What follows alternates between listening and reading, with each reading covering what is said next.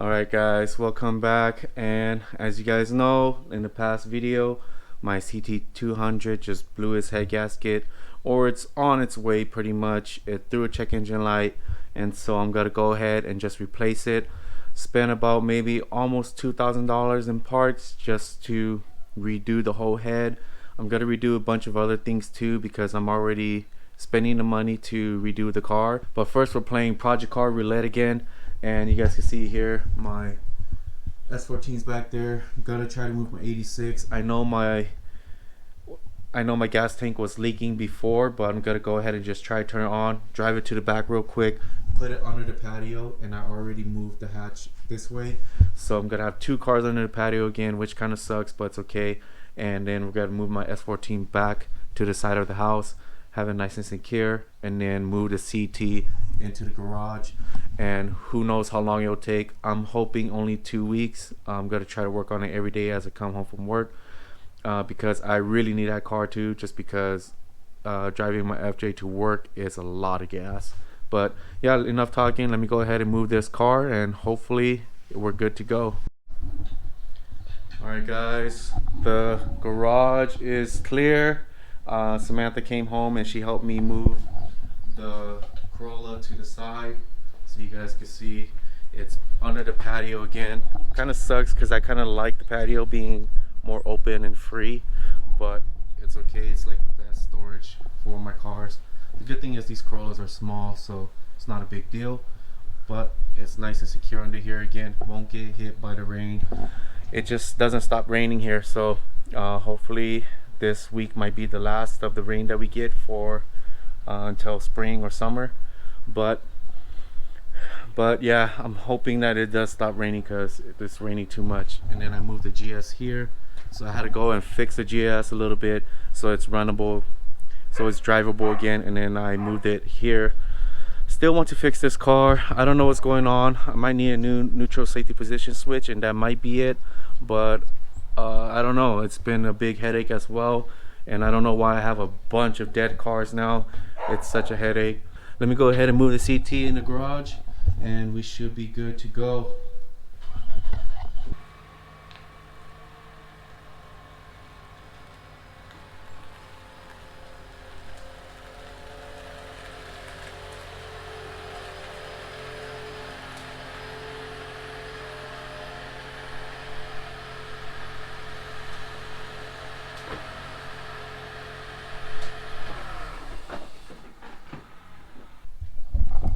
And it is in, and I'm so sad that this car is down. So it's gonna be a lot of work, but I'm gonna try to get to it as soon as I can. I cleared this spot too for all the parts that I bought. I might put a table here as well, just so that I could put some more parts here and just have a nice clean workstation, so I could be very organized when I work on this car, just because it's going to be a lot of stuff that I have to take off and I don't want to mess anything up. I'm going to watch a bunch of videos and try to download FSM before I even start.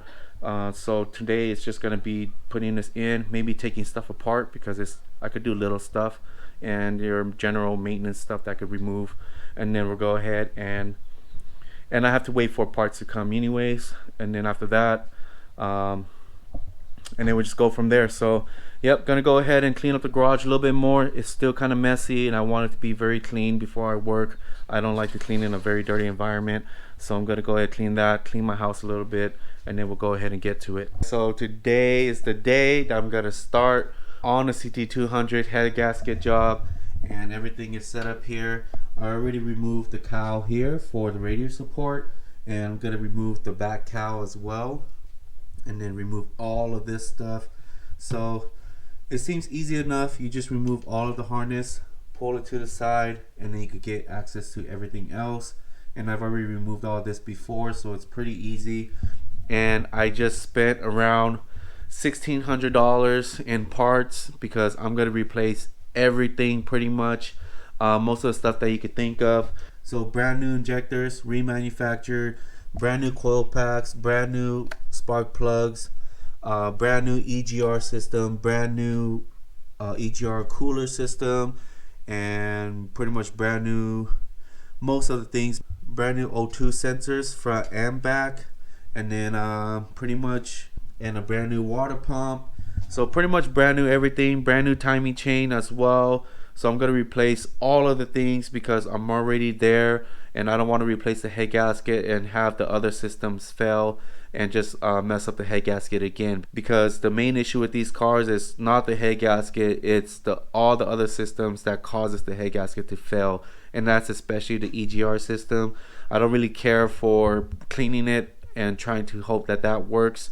I just want to replace it with a brand new system, and then I can mitigate that issue by using the oil catch can, so all of the clean air will flow into here again, and it won't clog up my EGR system. My EGR is gonna just get clean, fresh air all the time. And I'm gonna take out the head and pretty much rebuild the head too. So we're gonna rebuild the head. I'm not gonna use any new valves or valve springs just because I don't think they're bad. It's only 140k miles, and I'm just gonna clean them up, relap them so that the valves seat real nicely, and then we're gonna go ahead and be able to just put it all back on, clean everything up as well as I can, and we should be good because as long as I don't bend any of the valves, I don't think I have to replace any of those. And then I am gonna resurface the head. I'll show you guys pretty much the main steps. I'm not really gonna show everything. There's already great videos on how to do the head gasket job on a Prius or CT200, and I could link them up in the description below, but you could just find it with a quick YouTube search and you'll find everything you need to know. So this is just showing you guys what I'm gonna do and how I'm gonna make it better afterwards. Alright guys, so I just got some tools and I ordered these on Amazon, and they're gonna help me a lot with doing the head gasket job. So you have some triple square spline bits, and it's these right here. So they're almost like star or even the bi-square, but they have more splines, I believe 10 or 12. And these are for the ARP head stud, and they fit in perfectly just like that, and you can see it's good. So needed this so I could put the head bolts back on when I need to. And I got the bi headset, which you can see it's a little bit different. And so you got the triple square and then the bi square. So these are going to be a little bit different, and you can see they're almost like a star pattern. So I also got the eTorque socket set, so it's just a reversal of this. So this is the male plug and the female plugs, and you guys can see here it's the same thing. Oh, and I spoke too soon. Look at that. See, you have to pry these off, but it's just a reversal. So you have some stuff on the car where you need this tool right here to be able to take off some of the things to make it easier. I believe a lot of the EGR components need this socket so you can remove it easier.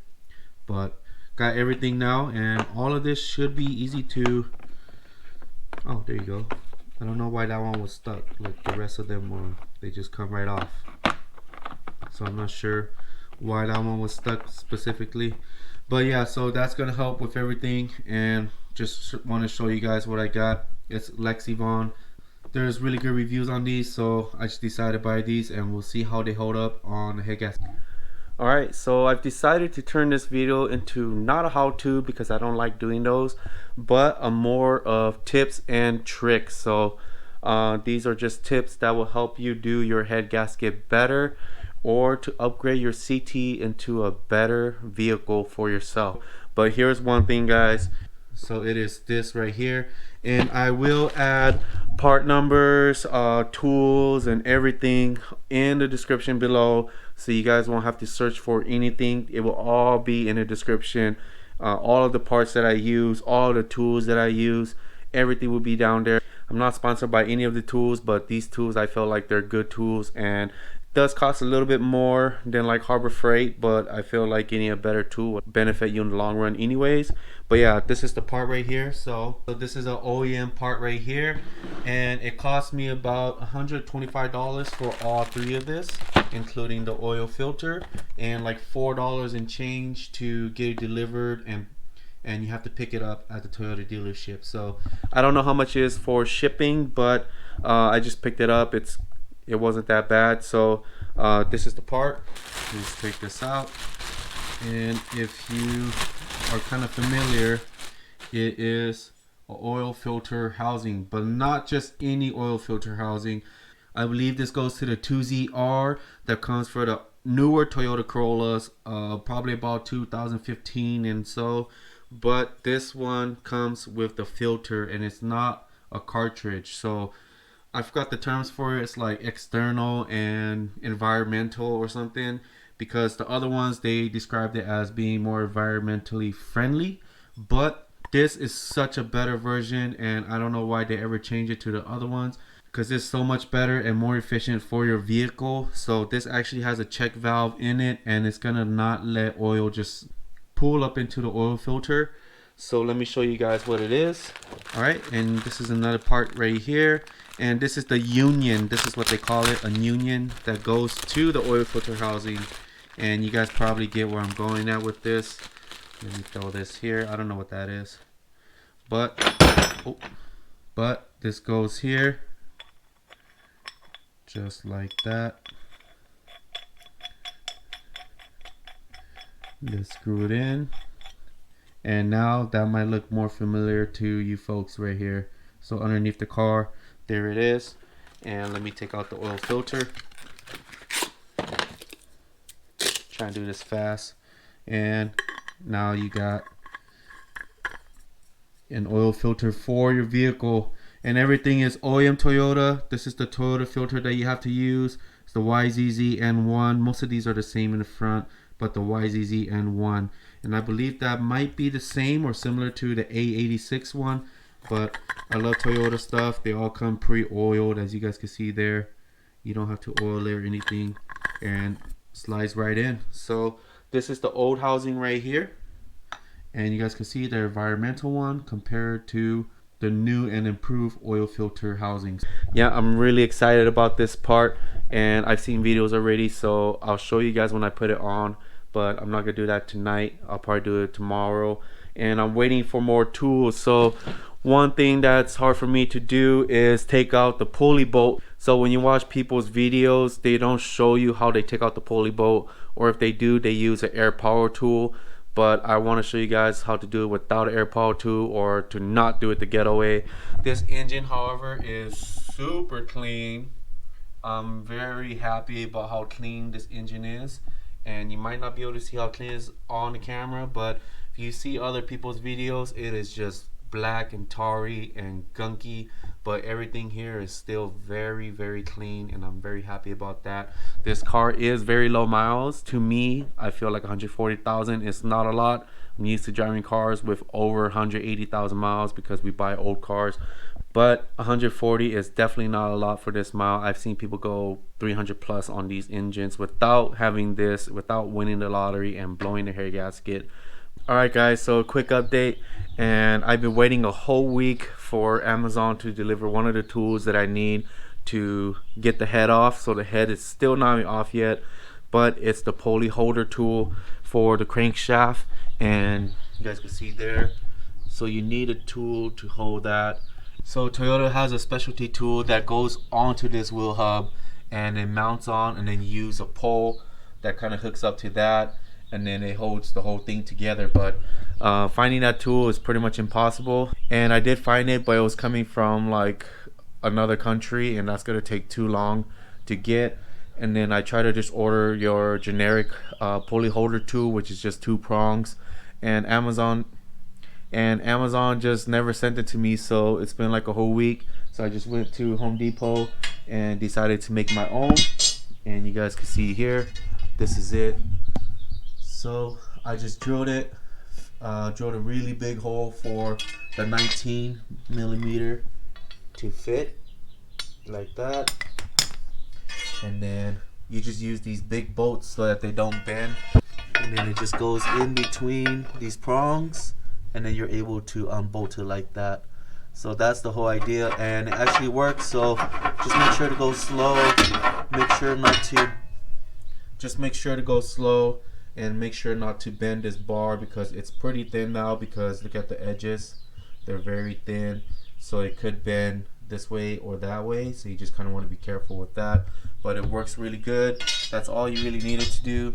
So you just have to make this tool right here, and you should be good to go. But yeah, finally got that bolt loose. I'm gonna go ahead and time it again, and then unloose everything, and we should be good to go. So I got the head off, and you can see it's right there draining the oil that's left in the head. And surprisingly, everything is really clean. So really good surface still. Gonna check it for any warpage, and I doubt that there is, because I feel like I caught the issue really early on. It barely just started to cold, and I don't think I ever went through any heat cycles to make the head overheat or anything. There's no coolant in the oil whatsoever, so I think it's good. But the valves, they seem to be okay still. I probably will still take it apart, take out the valves, and take it to a shop to get it clean, as well as resurface. So let's go ahead and see the damage. You can see there's a little bit of leakage here, and that might just be from me taking off the head, but you can see some coolant here and a little bit of coolant on this, and that's probably why I was having a misfire. So overall, the walls look pretty good. There's no scoring or anything. Everything is still good. This is like a little bit of scoring, but I heard that these piston walls usually get scored just because of the way the engine is set up. But yeah, let's go ahead and take it out and see how it looks like. And oh my gosh, that's clean. That's pretty much like factory surface, so I'm really happy with that. Look how clean that is. Look at this gasket, and you can see it looks like it's starting to crack or just lose its seal on these ends right here. And this is such a ugly looking gasket. I feel like this gasket is not that great, and just look at that. So we're gonna go with the FEL-PRO one, and hopefully that has a better seal for this car and everything. Yeah, so another tip for when you're taking off this is, I've seen some guys, they fully take off this cam cover right here for the first one, and they stuff it with some paper so it doesn't advance when you take off the chain. But it's gonna naturally do that, and you're just gonna have to pry it this way and then put it on so that this will align correctly with this bolt right here, because you can see it's advanced a little bit. It's supposed to be right here. This one is straight, this one doesn't move, but this gets moved a little bit. So when you put it on, you're just gonna have to adjust it a little bit. But don't be too worried when it jumps on you when you release that tensioner guide, but it should be okay after that. So yeah, pretty much I'm finally here. Alright guys, it's been a while, but finally put the head back together, and you guys can see I'm doing the leak down test with some fluid, just water. A lot of people do oil, but water works as well, and it won't rust because it's aluminum, and it should be fine. It's just for a little bit, but you can see it seems to be holding well. There's no leakage, and water is the thinnest fluid you could use, so if it's not leaking water, you should be pretty good. But here's another tip on how to just check to see if you have any leakage within your valves. If not, you're gonna have to take it out and relap it and then try to see if it seats well. You don't really have to measure it right, but as long as it just seats, you should be good. Alright guys, so like I said, it's not a how-to or full install video. It's just a little bit of tips and tricks. And so one thing I didn't see when you watch all of the videos on how to do this head gasket is installing the timing chain tensioner. So if you can see here, if you're using your old one on FSM, it tells you to push it back in and hook it back onto this pin. But if you have a new one, you go ahead and just put the new gasket on, and then you go ahead and just install it like that. Once you install it, you're gonna want to rotate the crank over until you hear this pin disconnect. So you don't want to install it disconnected and extend it. You want to actually push it in, hook up this pin back, and then you could install it like if it was brand new. So this is it right here. And you definitely want to use a new gasket because oil can leak out. So everything should be good. This is a brand new part. So I'm gonna go ahead and just install it like this. And I am currently at this point in installing the head gasket, so I'm pretty much almost done. Just need to button up everything else now, like the injectors and all this junk, but for the most part everything is good. Just got to clean a little bit of this and install the pulley again, kind of just check everything, and then got to torque these bolts down, so I'm going to do that after I install this. and then we should be good to go. So this is the home stretch here. Everything is pretty clean, and I'm loving how everything is looking so far. Timing is connected. Another thing to check is there's going to be two of these notches right here, and you're going to wonder which one it is, and it's the one that extends just a little bit over on this end right here. So you're going to want to use that one to make sure your timing is correct. There's a second notch here, but it doesn't go all the way to the back, so make sure you use this one. This is the timing one that you want to use. Other than that, everything is self-explanatory. And the bottom one I should have showed you guys, but super easy to do. And when you install the timing chain, just make sure everything is good. But that's what you want to figure out, because that's going to be the one that you want to use. Alright guys, so here's another little pointer, and it is the spark plug tube seals. They're kind of a pain to take out and put back in, but let me show you guys right here. And I'm almost done with the car. It's just little things now. Like I said, I'm not showing everything. I'm just showing you guys stuff that I feel like will make your life easier if you're gonna do this job as well. Okay, so I got the FEL-PRO valve cover gasket seal, and it comes with the spark plug tube seals too. And this is the part number here. And this is the same one that you'll get at like O'Reilly's, AutoZone, or Rock Auto. But pretty much you don't want to use this one. It's junk. It doesn't work. It's not the right fitting one, and you're gonna run into some issues. And let me show you guys here. So there are some things that I do love FEL-PRO about, but there are some things that aren't gonna be as good as OEM Toyota. So this is the OEM Toyota seal right here, and this is the FEL-PRO one. You can see they look pretty similar. This one, the edging is a little thinner, and this one is a little thicker, as you guys can see there, but pretty much identical. However, the FEL-PRO one is 1 millimeter bigger than this, and that actually makes a big difference. When you put them together, they're pretty much identical, and they seem like they're the same, but you're not going to be able to get it to fit here because everything is machined so perfectly that it's just not going to work no matter how tight you do it. I went through a few of these. I bought extra set thinking maybe I was installing it wrong, but it's just not the right size. And so you guys can see here, let me get a micrometer, and this one dead center, you're looking at 40, 40.7, 40.5. A lot of them kind of give you that 40 reading. And then the FEL-PRO one, dead center again, and you're getting at 40, 41.2, 41.3. So it's significantly bigger, and it's big enough to where you're not going to be able to fit this in there. I had such a hard time getting it to even fit and sit. It just wasn't going to fit, where the Toyota one, you pretty much could just put it in by hand. You don't even need any tools, and it will just slip right in. So don't get the FEL-PRO ones unless, I don't know, you might be able to make it work, but it just wasn't working out for me. It's not going to work for me. So I went to Toyota, and luckily they had it in stock, so I bought them. And this is the part number. So there's two part numbers, and this one supersedes the old one, of course. So this is the part number here. Again, I'll have all the part numbers and the ones that supersede them in the comments below, or in the description below, so you can check that out. I also got the shock face, or whatever you want to call this. This the VVTi camshaft seal that goes on top, or it goes right here, as you guys can see. So it sits like that, but it goes on top of that. And so you want to replace this too, because it gets pretty squished and you don't really want to use that.